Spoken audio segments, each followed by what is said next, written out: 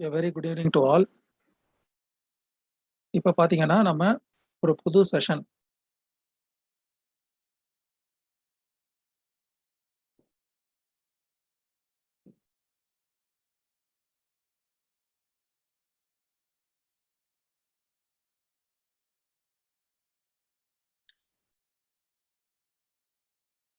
Good evening to all.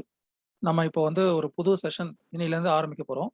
Mostly it will continue till the preliminary exam for assistant public prosecutor TNPSC notification 2021 இப்போ release பண்ணியிருக்காங்க நேற்று August 25.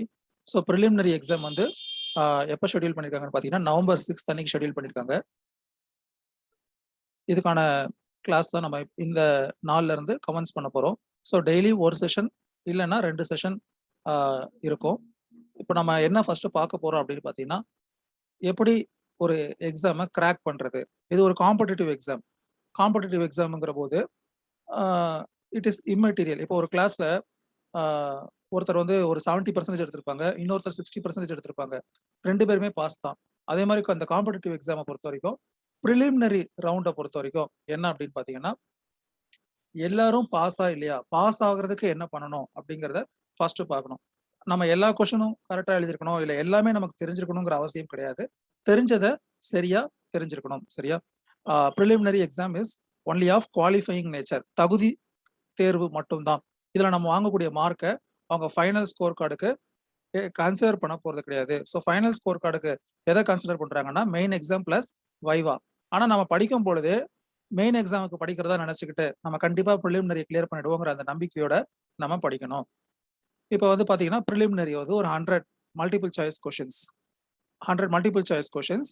அதை வந்து நம்ம லா papers வந்து பாத்தீங்கன்னா 4 லா பேப்பர்ல இருந்து 20 questions plus aptitude and mental எபிலிட்டிக்கு ஒரு 20 கொஷின்ஸ். அந்த ஆப்டிடியூட் அண்ட் மென்டல் எபிலிட்டி நம்ம பின்னாடி பார்ப்போம். இப்போ வந்து அந்த 4 லா பேப்பர்ஸை பார்ப்போம். சரிங்களா? இந்த 4 லா பேப்பர்ல இருந்தும் 20 question. Paper 1 Indian penal code ஐபிசில இருந்து 20 கொஸ்டின் வரும். அதுக்கு அடுத்து பேப்பர் 2.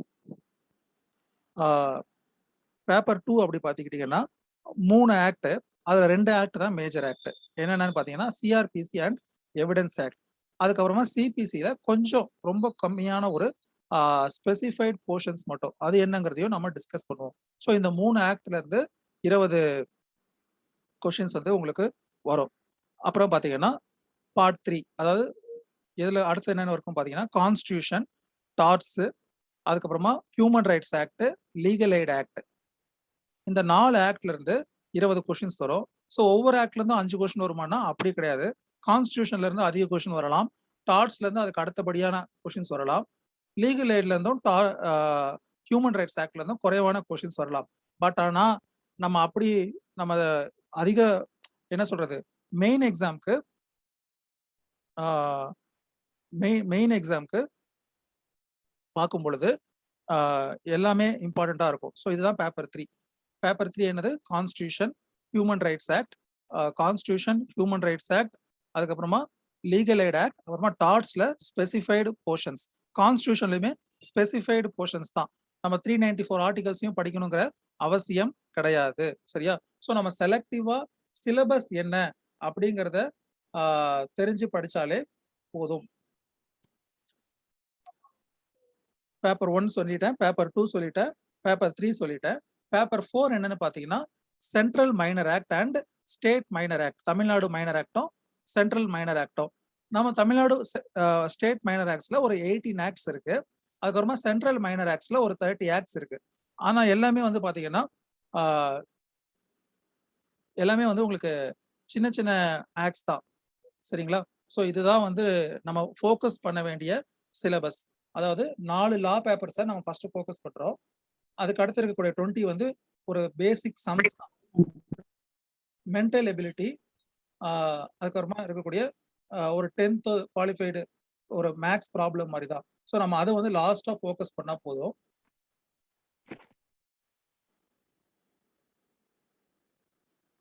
ஆக்சுவலா நம்மளுடைய இந்த செஷன் வந்து பாத்தீங்கன்னா நான் இதை வந்து எடுத்து நான் என்னோட யூடியூப் இதுல அப்லோட் பண்ணிடுவேன். ஸோ நம்ம அதுல இருந்தும் நம்ம பார்த்துக்கலாம். என்னோட இது என்னன்னா ஏம் என்னன்னா டெய்லி ஒரு செஷனோ இல்ல 2 செஷனோ compulsory till the day before the exam, preliminary exam இருக்கிறதுக்கு ஒரு நாள் முன்னாடி வரைக்கும் டெய்லி ஒரு செஷனாவது அப்லோட் பண்ணணும் அப்படிங்கிறது தான் இன்டென்ஷன். ஸோ நம்ம இப்ப என்ன சொன்னேன் உங்களுக்கு 4 லா பேப்பர்ஸுக்கு 4 பேப்பருக்குமே ஈக்குவல் டைமிங் குடுத்து நீங்க படிக்கணும். ஏன் அப்படின்னா, மெயின் எக்ஸாம்ல நம்ம அந்த 4 லா லா பேப்பர்லயுமே ஈக்குவலா ஒரு மினிமம் குவாலிஃபையிங் மார்க் இருக்கு. ஃபார் எக்ஸாம்பிள் ஒரு பிசி 45% எடுக்கணும், இல்ல 50% எடுக்கணும்னா, அந்த 4 லா பேப்பர்லயுமே நீங்க என்ன பண்ணணும்? அந்த கட் ஆஃப ஸ்கோர் பண்ணியிருக்கணும். எனக்கு பேப்பர் 1 ஐபிசி நல்லா தெரியும். Paper 4 state act and central acts அந்த அளவுக்கு தெரியாது. ஸோ நான் இதுல ஒரு 80 எடுத்துட்டு, அதுல ஒரு 30 எடுக்கிறேன் அப்படின்னு பார்த்தீங்கன்னா, ஓவரால் 110 அது ஒரு குட் ஸ்கோர் தான். பட் ஆனா என்ன ஆகாது? அது ஒரு குவாலிஃபையிங்க்கு எலிஜிபிளா இருக்காது. அதனால தான் நான் என்ன சொல்றேன்னா, பிரிலிமினரிக்கு படிக்கும் பொழுதே, அந்த மெயினுக்கு ஆனா இருக்கக்கூடிய சிலபஸ் 2மே சேம் தான்.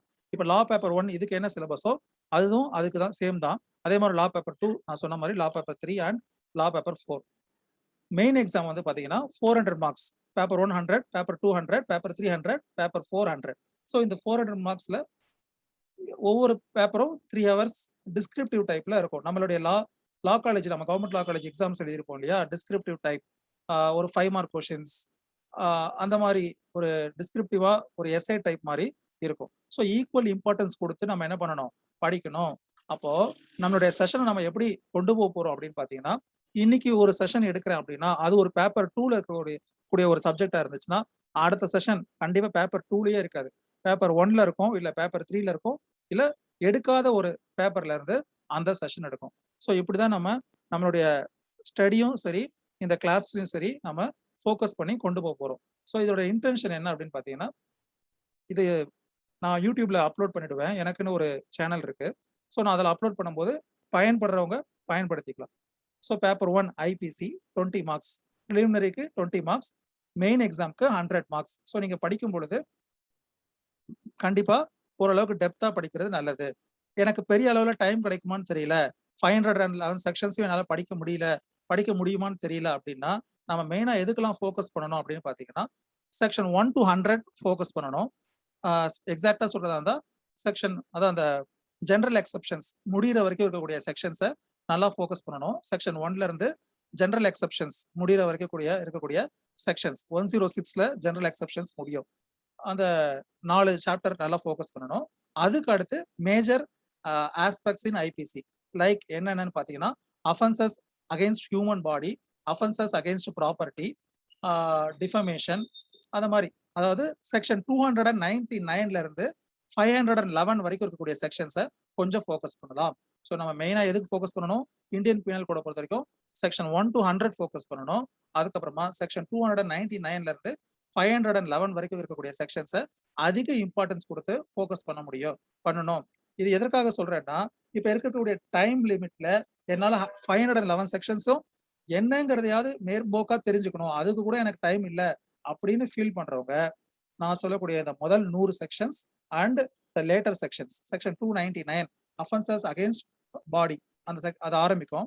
299ல ஆரம்பிக்கும். அதிலிருந்து ஐபிசி முடியிற வரைக்கும் கொடுக்கக்கூடிய 511 செக்ஷன்ஸ் இத ஃபோக்கஸ் பண்ணணும். So IPC is having totally 511 sections. சரிங்களா? இது பேப்பர் 1. இத நாம இன்னைக்கு டெப்த்தா பார்க்க போறோமான்னு கேட்டா, இல்ல. இன்னைக்கு நம்ம இத ஆரம்பிக்க போறதில்ல. பேப்பர் 2. பேப்பர் 2லயும் சிஆர்பிசி அண்ட் எவிடன்ஸ் ஆக்ட் வந்து பாத்தீங்கன்னா, ஃபுல் டெக்ஸ்ட் அதாவது என்டையர் ஆக்ட்டுமே இருக்கு. சிஆர்பிசில 484 செக்ஷன்ஸ் இருக்கு. எவிடன்ஸ் ஆக்ட்ல 167 செக்ஷன்ஸ் இருக்கு. இது என்டையர் ஆக்ட்டுமே என்னது? எக்ஸாமுக்கு முக்கியம். வழக்கம் போல எனக்கு இத முழுசா என்னால 484 செக்ஷன்ஸும் கவர் பண்ண முடியுமா? இல்ல 167 செக்ஷன்ஸும் கவர் பண்ண முடியுமா? அப்படின்னு பாத்தீங்கன்னா, நம்ம தெரிஞ்சத தெளிவா முழுமையா தெரிஞ்சுக்கிட்டு, தெரியாதத ஒரு மேம்போக்கா இந்த செக்ஷன்ல இருந்து இந்த செக்ஷனுக்குள்ள இருக்கக்கூடியது இதுக்கு இந்த ஹெட்டிங் கீழ வரும். இந்த சாப்டர் கீழ வரும். அப்படிங்கிற அளவுக்காவது நம்ம தெரிஞ்சு வச்சுக்கணும். சுத்தமா எதுவுமே தெரியாம இருக்கக்கூடாது. தெரிஞ்சத நல்லா தெரிஞ்சுக்கணும். தெரியாதத ஓரளவுக்காவது தெரிஞ்சுக்கணும். இந்த குறிப்பிட்ட செக்ஷனுக்குள்ள கேட்டிருக்காங்க. இப்ப இதுல இதெல்லாம் கவர் ஆகும் அப்படிங்கிற ஒரு ஆஸ்பெக்ட் நமக்கு வர அளவுக்கு பார்த்துக்கணும். ஸோ நம்ம இப்ப என்ன பண்ணணும்னு பார்த்தீங்கன்னா, இனி வரும் காலத்துல பேர் ஆக்ட்ட எப்பயுமே நம்ம பக்கத்துல வச்சுக்கணும். அதோட இண்டெக்ஸ நமக்கு நேரம் கிடைக்கும் போதெல்லாம் சும்மா ஒரு ரெஃப்ரெஷ் பண்ற மாரி. நம்ம இப்போ சாப்பிட்டுட்டு கை கழுவிட்டு ஒரு 10 நிமிஷம் உட்காருவோம்ல. அப்ப அந்த மாரி உட்காரும் பொழுது அந்த பேர் ஆக்ட் உடைய இண்டெக்ஸ் எடுத்து எப்படி இருக்கு? இப்ப எவிடன்ஸ் ஆக்ட் எடுத்துக்கிட்டோம்னு வச்சுக்கோங்களேன். செக்ஷன் 167 செக்ஷன் இருக்கு. 3 பார்ட் இருக்கு. அந்த 3 part relevancy of facts on proof, production and effect of evidence. இந்த 3 பார்ட்டுக்கு கீழ எத்தனை செக்ஷன் இருக்கு? இப்ப அதை எப்படி பிரிச்சிருக்காங்க? பிரிலிமினரி, அப்புறமா செக்ஷன் 16 வரைக்கும் இருக்கக்கூடியது ரெலவன்சி ஆஃப் ஃபேக்ட்ஸ் உடைய ஒரு சப் டிவிஷன். அதுக்கு கீழ அட்மிஷன் செக்ஷன் 16ல இருந்து ஆரம்பிக்குது. அதுக்கு அடுத்து கன்ஃபெஷன் எதுல இருந்து ஆரம்பிக்குது? இப்படிங்கிற அந்த ஹெட்டிங்க, அதாவது உங்களுடைய பேராக்ல இண்டெக்ஸ்ல இருக்கக்கூடியத நம்ம அப்பப்போ என்ன பண்ணணும்? நம்ம பார்வையில வந்துட்டு போற மாரி நம்மள நம்ம தயார்படுத்திக்கணும். இது ஒரு பேசிக்ஸ். இதுலலாம் எந்த ஒரு காம்ப்ரமைஸும் பண்ணக்கூடாது. ஏன்னா, நான் சொல்லி தர்றதை கூட முழுமையா சொல்லி தர முடியுமான்னு நமக்கு தெரியாது. அதுக்கான நேரம், காலம் எல்லாம் அமையுமான்னு தெரியாது. அதனால இருக்கும் நேரத்தை எப்படி பயன்படுத்திக்கிறது அப்படிங்கிறதுல தான் நம்மளுடைய நம்ம எவ்வளவு தூரம் பயணிக்க முடியுங்கிறது இருக்கு. சரிங்களா? ஸோ இப்போ பேப்பர் 2 என்ன சொன்னேன்? CrPC, evidence act and CPC. CPC ரொம்ப கம்மியான செக்ஷன்ஸ் தான். ஒரு 10 செக்ஷனுக்குள்ள தான் இருக்கும். அது என்னங்கிறத நான் சிபிசி எடுக்கும்போது சொல்றேன். சிபிசி ஒரே ஒரு செக்ஷன்லயே ஒரே ஒரு செஷன்லயே சிபிசிய கவர் பண்ணிடலாம் with regard to this exam. சரிங்களா? பேப்பர் 2. பேப்பர் 3 என்ன சொன்னேன்? பேப்பர் 3யும் வந்து மேஜரா கான்ஸ்டிடியூஷன்ல ஸ்பெசிஃபைட் போர்ஷன் தான். ரொம்ப சுலபம். அதே மாரி டார்ட்ஸ்லயும் ஸ்பெசிஃபைடு போர்ஷன் தான். என்டையர் இதுவும் கிடையாது. கான்ஸ்டிடியூஷன்ல இருக்கக்கூடிய 394 ஆர்டிகல்ஸையும் படிக்கணுங்கிற அவசியம் கிடையாது. நீங்க ஒரு மேக்ஸிமம் ஒரு அதுல ஒரு 1/3 ஆஃப் த இதுதான் படிக்கிற மாதிரி வரும்.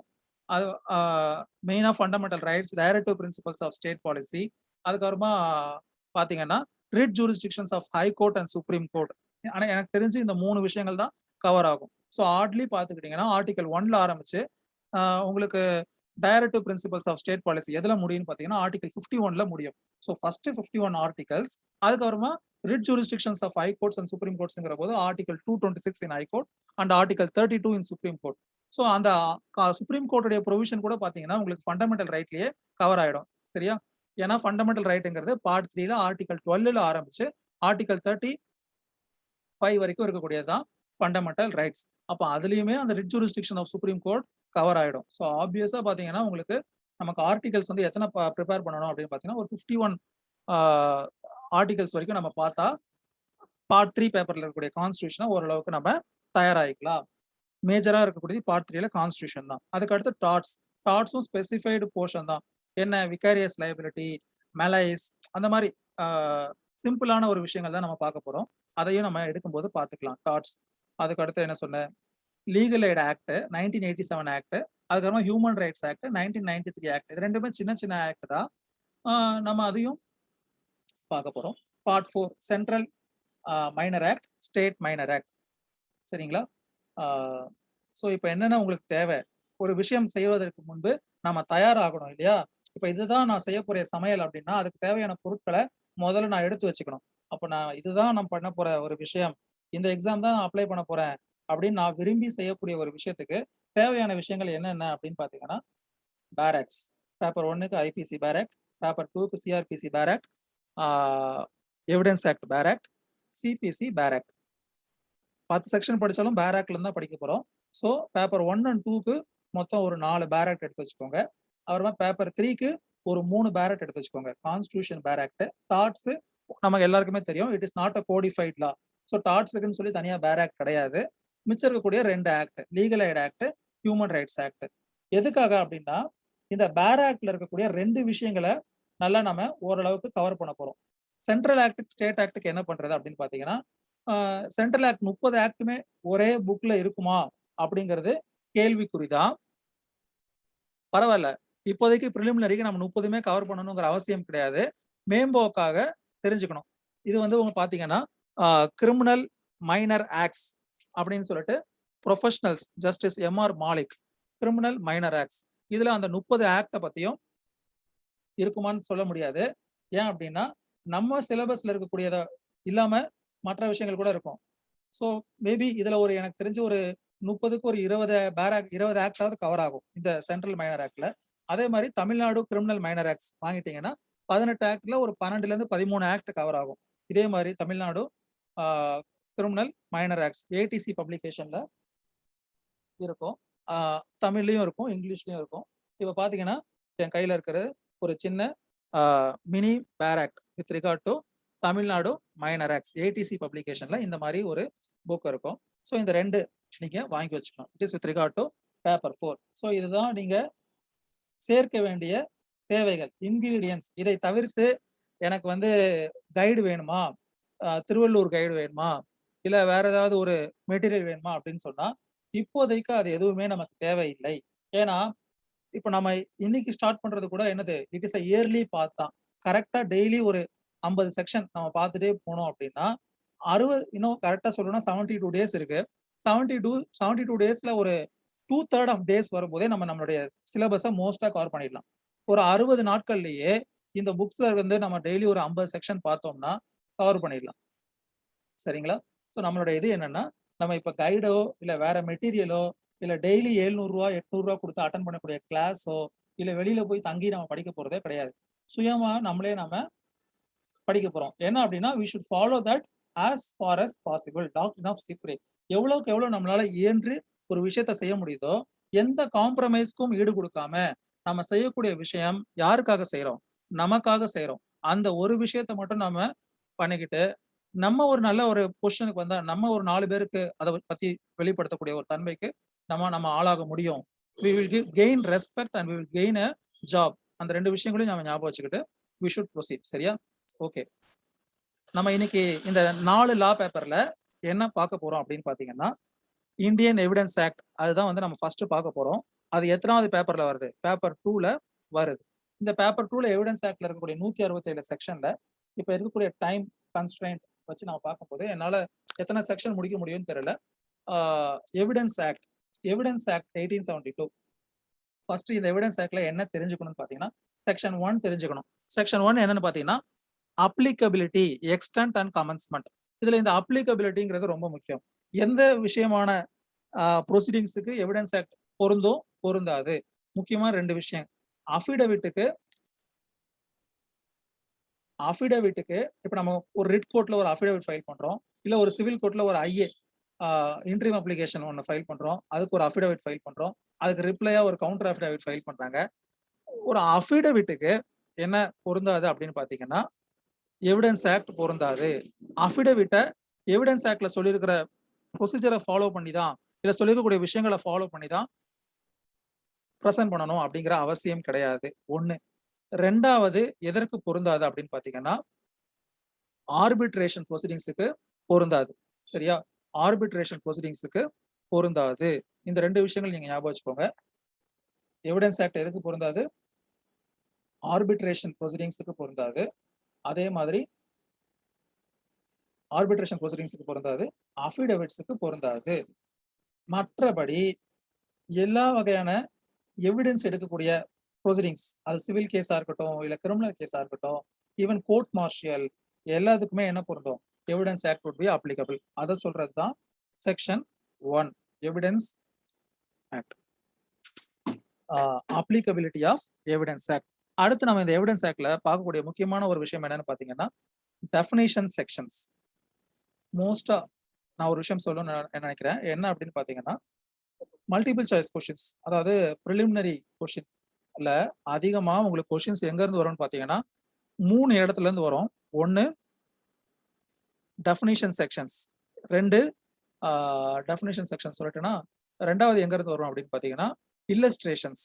இல்லஸ்ட்ரேஷன்ஸ். நீங்க அந்த டெஃபினிஷன்ஸ்க்கு அதுக்கடுத்து நீங்க ஆக்ட்ல படிக்கும்போது ஒரு ஆக்ட் கீழ இல்லஸ்ட்ரேஷன்ஸ் குடுத்திருப்பாங்க இல்லையா? Say for example onus of proof அப்படின்னு ஒரு எவிடன்ஸ் ஆக்ட்ல ஒரு ஒரு பர்ட்டிகுலர் இது இருக்கு. Burden of proof. அதுல if something is within the special knowledge of that person, then that person should prove the existence of that fact அப்படின்னு இருக்கும். இப்போ உதாரணத்துக்கு ட்ரெயின்ல ஒருத்தர் டிக்கெட் எடுத்திருக்காரா இல்லையான்னு சொல்லி டிடிஇ செக் பண்றாரு. அவர் டிக்கெட் இல்லன்னு சொல்றாரு. அப்ப அத யாரு ப்ரூவ் பண்ணணும்? அவர் டிக்கெட் எடுக்கலங்கிறத டிடிஇ ப்ரூவ் பண்ணணுமா?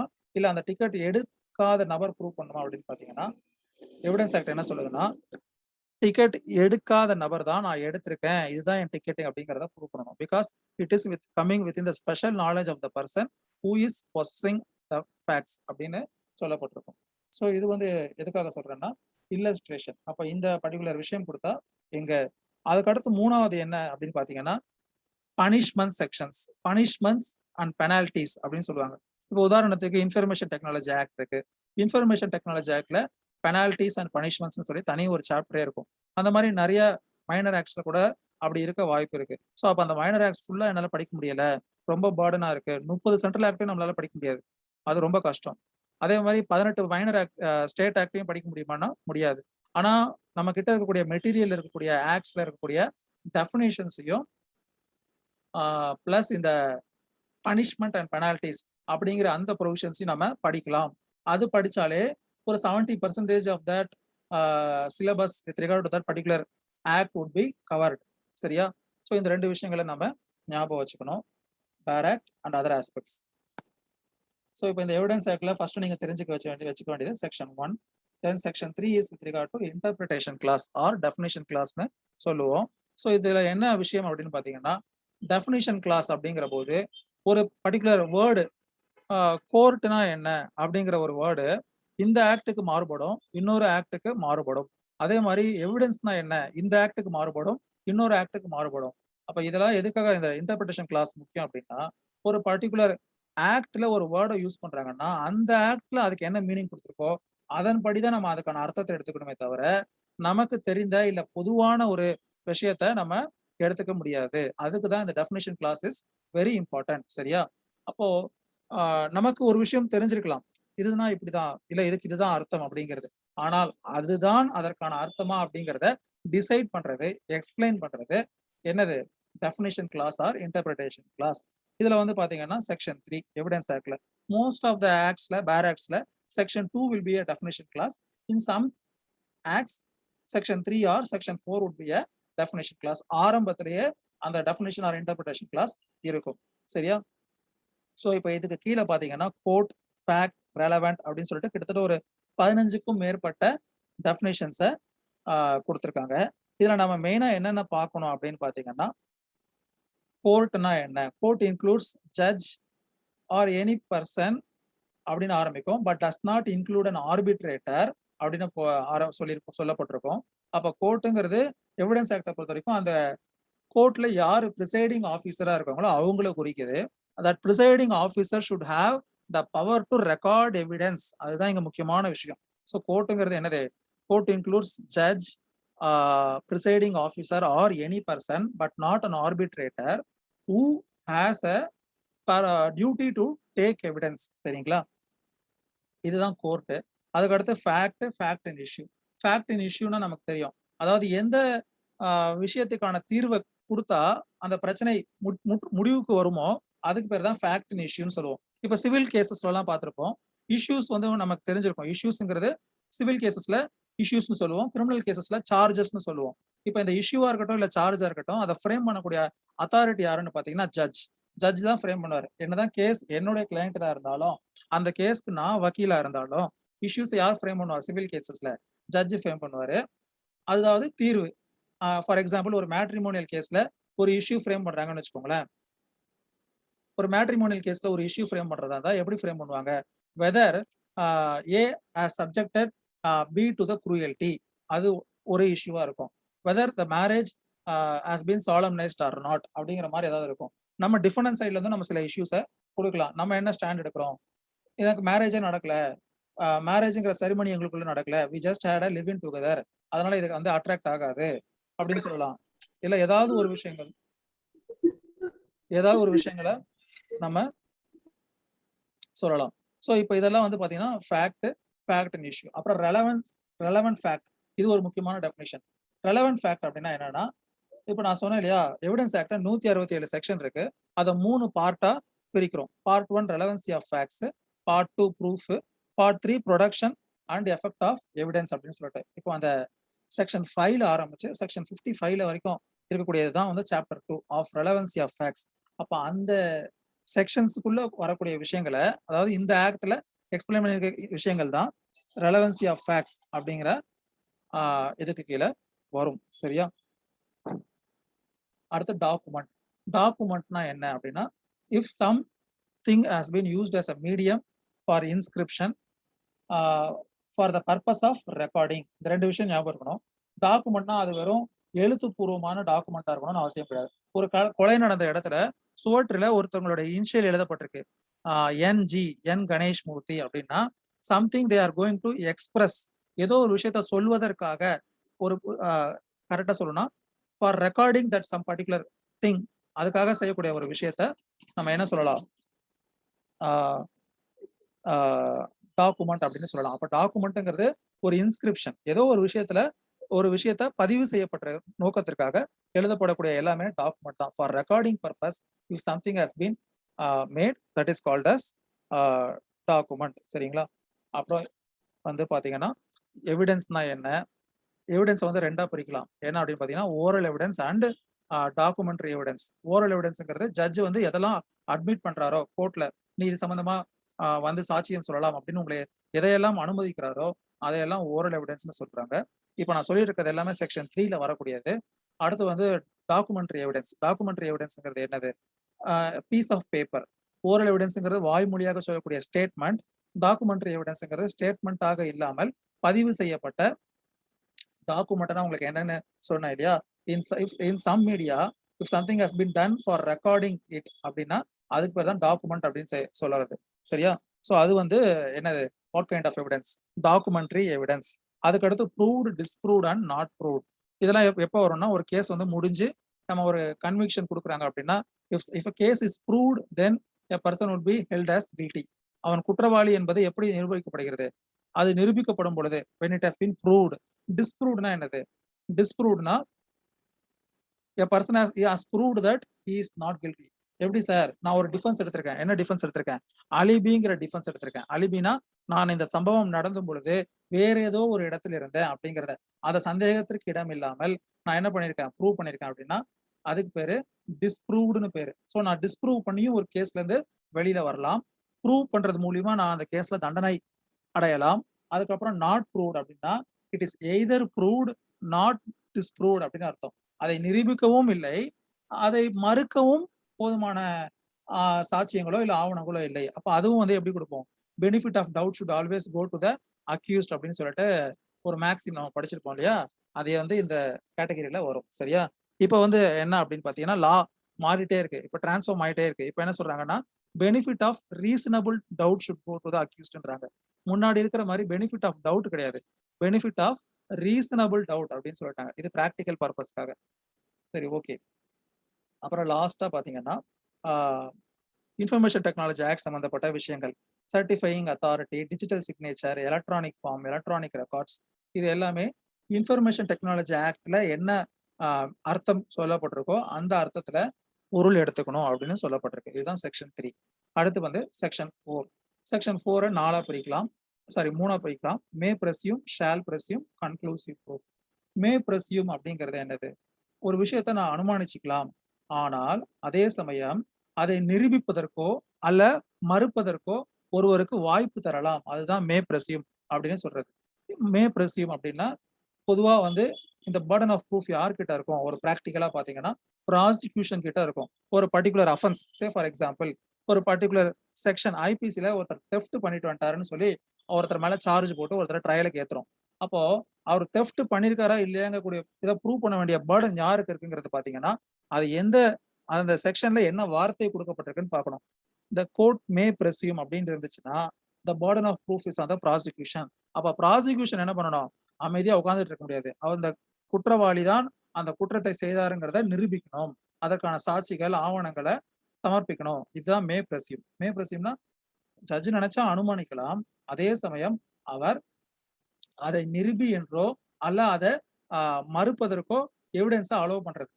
அத நிரூபின்னு ப்ராசிக்யூஷனுக்கும் சொல்லலாம். இல்ல நீ அத மறு அப்படின்னு சொல்லிட்டு அக்யூஸ்டுக்கும் சொல்லலாம். பட் ஆனா பிராக்டிகலா என்ன பண்றாங்கன்னா, மே பிரஸ்யூம் அப்படின்னா, த Burton is always on the prosecution. இது ஒரு விஷயம். அடுத்து பார்த்தீங்கன்னா, ஷால் பிரஸ்யூம். ஷால் பிரஸ்யூம் அப்படிங்கிற போது என்ன வருதுன்னா, நம்ம இங்கிலீஷ்ல வரக்கூடிய ஷால் கிடையாது. லீகல் லாங்குவேஜ்ல ஷால் அப்படின்னா கண்டிப்பாக அப்படின்னு அர்த்தம். சோ ஒரு அனுமானம் தீர்க்கமாக ஒரு விஷயத்தின் மீது இருக்கிறது. இவர் தான் குற்றவாளின்னு என்னால தீர்க்கமா என்னால அனுமானிக்கப்படுது. ஆனால் அவருக்கு மறுப்பதற்கு மட்டும் வாய்ப்பு அளித்தால் அதுதான் ஷால் பிரஸ்யூம்.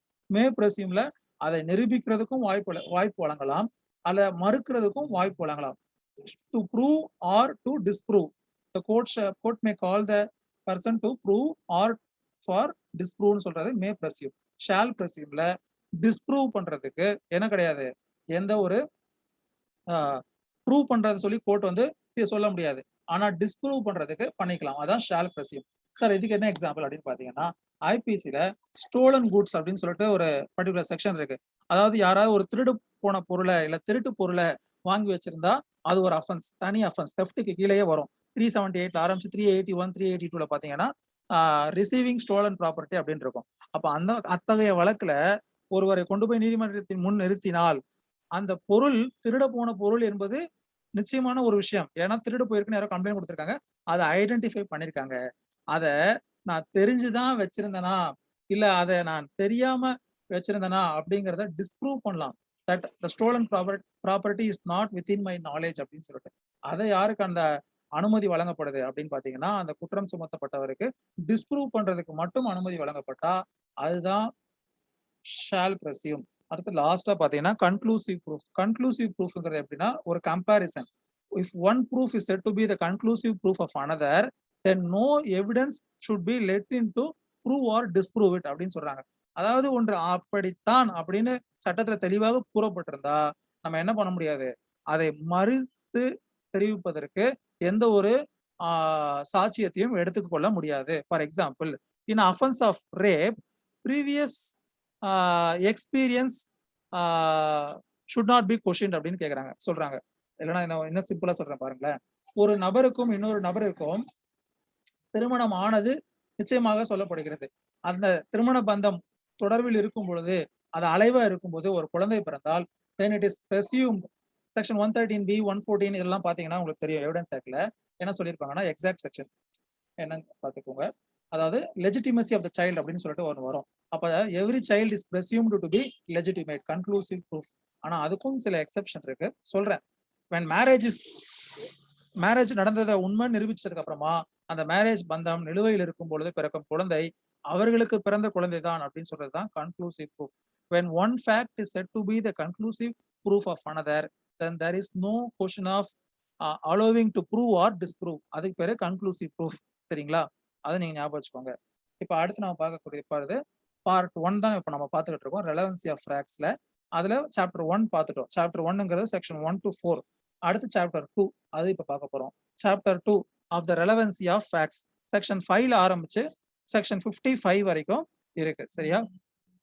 இந்த இதுக்கு கீழே பேரட் எடுத்து நீங்க பாத்தீங்கன்னா எப்படி போட்டிருப்பாங்கன்னா of the relevancy of facts கீழே செக்ஷன் 5ல இருந்து 16 வரைக்கும் கண்டினியூஸா இருக்கும். 17க்கு மேல அட்மிஷன்ஸ்னு இருக்கும். அதுக்கு அடுத்து அப்புறம் அந்த அட்மிஷன்ஸ் அப்படியே போய்கிட்டே இருக்கும். அடுத்து 32க்கு மேல செக்ஷன் 32க்கு மேல statement by person who cannot be called as witnesses அப்படின்னு இருக்கும். Statement by person who cannot be called as witnesses. So இந்த இதுக்கு கீழே 32 33 போகும். அடுத்து 34க்கு மேல statement made under special circumstances 34ல இருந்து 38 வரைக்கும் இந்த கேட்டகரியில வரும். Statement made under special circumstances. அடுத்து 39க்கு மேல how much of a statement is to be proved, how much of a statement is to be proved அப்படிங்கிற செக்ஷன் 39க்கு மேல இருக்கும். அடுத்த செக்ஷன் 40க்கு மேல judgments of courts of justice when relevant, judgment of courts of justice when relevant அப்படின்னு சொல்லிட்டு section 40ல இருந்து 44 வரைக்கும் இருக்கும். அடுத்து opinion of third persons when relevant section 45ல இருந்து 51 வரைக்கும் இருக்கும். அதுக்கு அடுத்து கேரக்டர் when relevant செக்ஷன் 52ல இருந்து 55 வரைக்கும் இருக்கும். ஸோ இதுதான் பாத்தீங்கன்னா chapter 2 of the relevancy of facts. So நம்ம இதுல வந்து ஒரு இது எடுத்தோம்னா அந்த ஹெட்டிங் முடிகிற வரைக்கும் பார்க்கணும். ஸோ இப்போ செக்ஷன் 5 எடுத்தோம்னா செக்ஷன் 16 வரைக்கும் பார்க்கணும். ஏன்னா செக்ஷன் 16க்கு அப்புறமா வந்து என்ன தனியா ஒரு ஹெட்டிங் போட்டுறாங்க அட்மிஷன் போட்டு செக்ஷன் 70ல இருந்து 31 வரைக்கும் இருக்கு. ஸோ அப்போ ஒரு செக்ஷனை எடுத்தா முழுசா ஓரளவுக்கு பார்க்கணும். இதெல்லாம் நீங்க இந்த மாதிரி பேரட் எடுத்து பார்க்கும் பொழுதுதான் உங்களுக்கு தெரியும். இப்போ ஏதோ ஒரு கொஸ்டின் கேட்கறாங்க அட்மிஷன்ஸ் அப்படிங்கிற வார்த்தை அந்த கொஸ்டின்ல இருக்கு. அதுக்கு வந்து ஏதோ ஒரு செக்ஷன் ஆப்ஷன் 4 செக்ஷன் இருக்கு. Section 16, section 32, section 48, section 56. அப்ப அட்மிஷன்னா செக்ஷன் 16க்கு அப்புறமா தான் வருது. செக்ஷன் 17ல இருந்து 31 வரைக்கும் இருக்கிறது எல்லாமே அட்மிஷன் சம்பந்தப்பட்ட செக்ஷன்ஸ். அப்ப எனக்கு ஆன்சர் நேரடியாக தெரியலனா கூட என்னுடைய பழக்கத்தின் காரணமா நான் என்ன பண்றேன், சரியான ஒரு ஆன்சரை எழுதுறதுக்கு அது வழிவகுக்குது. அதுக்குதான் நான் என்ன சொல்றேன்னா முயன்ற வரை முயற்சி செய்யணும். அதுதான் விஷயம். ஃபுல்லா என்னால முயற்சி செய்ய முடியாது. இப்ப என்னுடைய இதுக்கு வந்து நான் வந்து டெய்லி ஒரு கோச்சிங் சென்டருக்கு போய் டெய்லி 700 ரூபாய், டெய்லி 800 ரூபாய் கட்டி படிக்க முடியாது. ஆனால் அதற்கு ஈடாக என்னால் என்ன முயற்சி செய்ய முடியும் அப்படிங்கிறத நான் பார்க்கணும். அதற்கு ஈடா என்னால என்ன முயற்சி செய்ய முடியுதோ அதுல நான் ஃபோக்கஸ் பண்ணணும். சரிங்களா? அதே மாதிரி எனக்கு ஸ்ட்ரென்த், எனக்கு இந்த ஆக்ட்லாம் நல்லா தெரியும் அப்படின்னா அதுல அதிகமான ஒரு கவனம், அதுல தப்பே வரக்கூடாது. இப்ப கான்ஸ்டியூஷன் எனக்கு நல்லா தெரியும் அப்படின்னா கான்ஸ்டியூஷன்ல இருந்து வரக்கூடிய கொஸ்டின்ஸ் ஒரு 15 கொஸ்டின் வருதுன்னு வச்சுக்கோங்களேன், கண்டிப்பா அதுல ஒரு 12 கொஸ்டினாவது கரெக்டா இருக்கணும். அந்த அளவுக்கு நம்மளுடைய ஸ்ட்ரென்த்ல நம்ம அதிகமா ஃபோக்கஸ் பண்ணணும். காம்படிட்டிவ் எக்ஸாம் பொறுத்தவரைக்கும். நம்மளுடைய வீக்னஸ்ல ஓரளவுக்கு மேம்போக்காவது நம்ம அத ஃபோக்கஸ் பண்ணியிருக்கணும். ஏன்னா வீக்னஸ்க்கு நம்ம அதிக நேரம் செய்ய செய்ய நம்ம ஸ்ட்ரென்த்த நம்ம இது பண்ணாம போயிறக்கூடாது. ஏன்னா ஸ்ட்ரென்த்ங்கிறது நமக்கு ஏற்கனவே இருக்கக்கூடிய ஒரு விஷயம். அதை இன்னும் ஆ மெருகேற்றுவது தான் எளிது. ஏற்கனவே இருக்கக்கூடிய வீட்டை பழுது பார்ப்பது எளிதா? இல்ல புதுசா ஒரு வீட கட்டுறது எளிதா? அப்படிங்கிறது ஒரு கேள்வி. அப்போ நம்ம எப்படி பண்ணணும்? ஒரு காம்படிட்டிவ் எக்ஸாம். இப்போ இது இது வந்து ஒரு காம்படிட்டிவ் எக்ஸாம். அதாவது ஒரு போட்டித் தேர்வு. இது வந்து நம்ம காலேஜ் எக்ஸாம் மாரி கிடையாது. அப்ப இந்த போட்டித் தேர்வு அணுகும் விதம் அப்படிங்கிறதே வந்து என்னன்னா, ஒரு செயல்பாடு. சரியா? அத பத்தி நம்ம ஒவ்வொரு இதுலயும் நம்ம தெரிஞ்சுப்போம். இப்ப நம்ம செக்ஷன் 5ல இருந்து செக்ஷன் 16 வரைக்கும் பார்க்க போறோம். நான் இப்ப என்ன உங்களுக்கு சொல்றேன் அப்படின்னு பார்த்தீங்கன்னா, வெறும் இண்டெக்ஸ மட்டும் வச்சு தான் நம்ம பார்க்க போறோம். ஏன்னா நம்ம இன் டெப்த்தா உள்ள போய் பார்த்து பண்ற அளவுக்கு நமக்கு நேரம், காலம் ஓரளவுக்கு எல்லாத்தையும் கவர் பண்ண முடியுமாங்கிறது தெரியலை. இண்டெக்ஸ மட்டும் வச்சு தான் நம்ம இந்த செஷன்ஸ் இனி வரக்கூடிய செஷன்ஸ் எல்லாமே நம்ம பார்க்க போறோம். ஸோ நீங்களும் அப்ப அத கான்ட்ரிபியூட் பண்ணணும். ஓரளவுக்கு ரெகுலரா கிளாஸ் அட்டெண்ட் பண்ணணும். நீங்க போய் அத ரிவைஸ் பண்ணணும். இந்த மாதிரியான விஷயங்கள ரெகுலரா பண்ணணும்.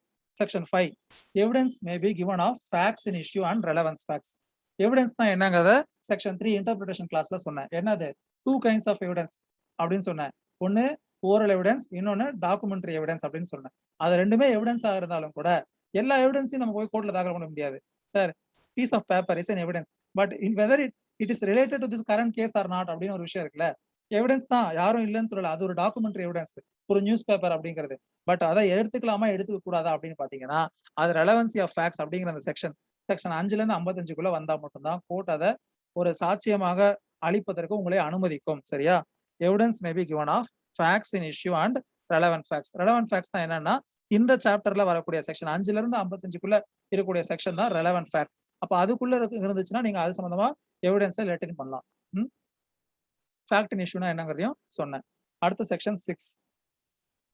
நம்ம காலேஜ் படிக்கும்போது ரெஸ் கெஸ்டே அப்படின்னு ஒண்ணு கேள்விப்பட்டிருப்போம். Forming part of same transaction. Relevancy of facts forming part of same transaction.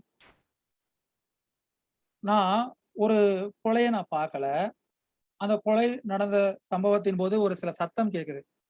"Keshava என்ன அடிக்காதடா! கேசவா என்ன குத்தாதடா!" அப்படின்னு சொல்றாங்க. இல்ல அது கூட விட இன்னும் சிம்பிளா, "அப்பாவ விட உன்ன நல்லா பார்த்துக்கிட்டேனேடா என்னோட பெரிய தம்பி. நீ இப்ப என்ன அடிக்கிறியேடா" அப்படின்னு ஒரு சத்தம் கேட்குது. அதுக்கப்புறமா அங்க போய் பார்க்குறோம். ஒரு பாடி இருக்கு. ஏதோ நடக்குது.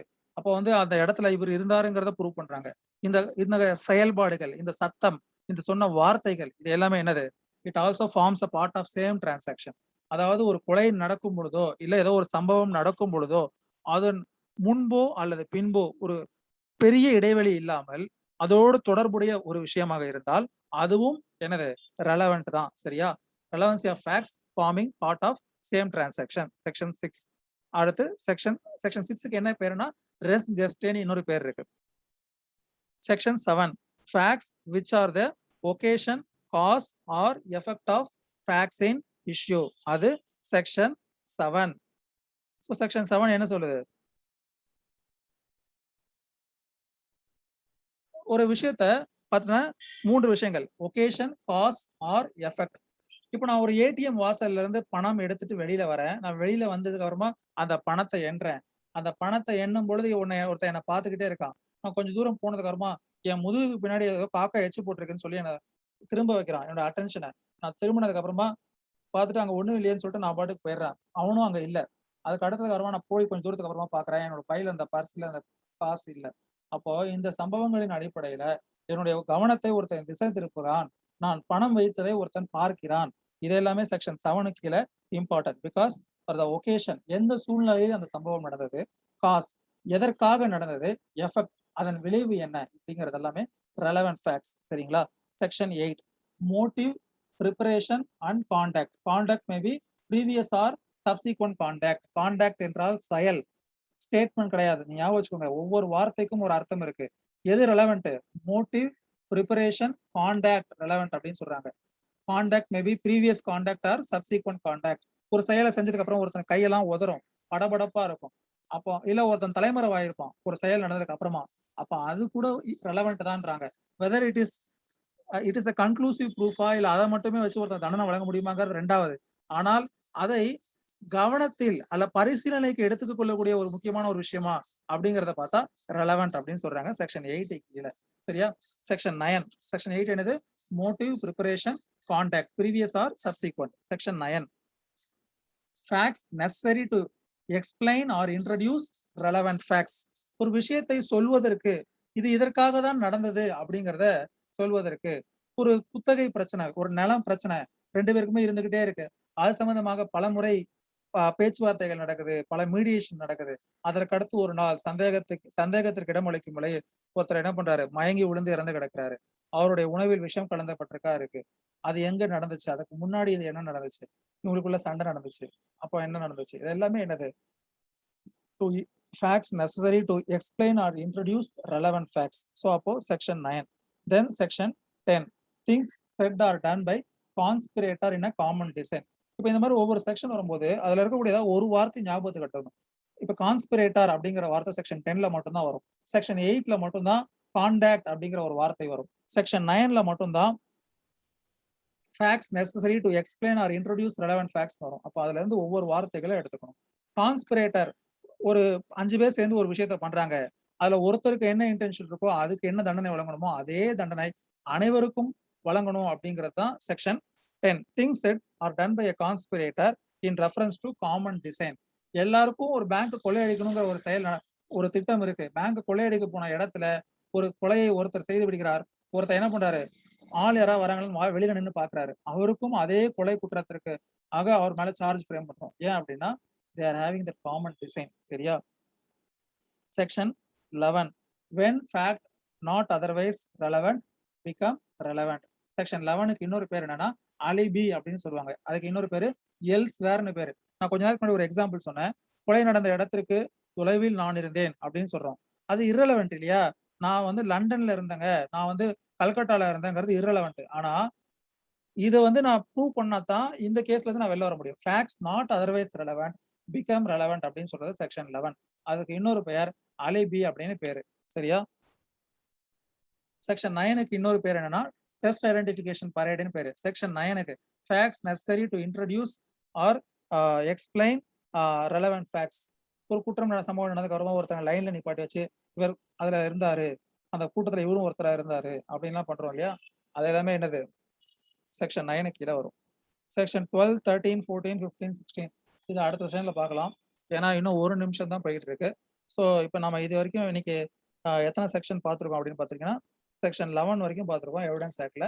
அதுக்கப்புறமா scheme of this APP exam பார்த்துருக்கோம். ஸோ அடுத்த ஒரு செஷன்ல மேற்கொண்டு பல செக்ஷன்ஸை பார்ப்போம். So thank you for your patience.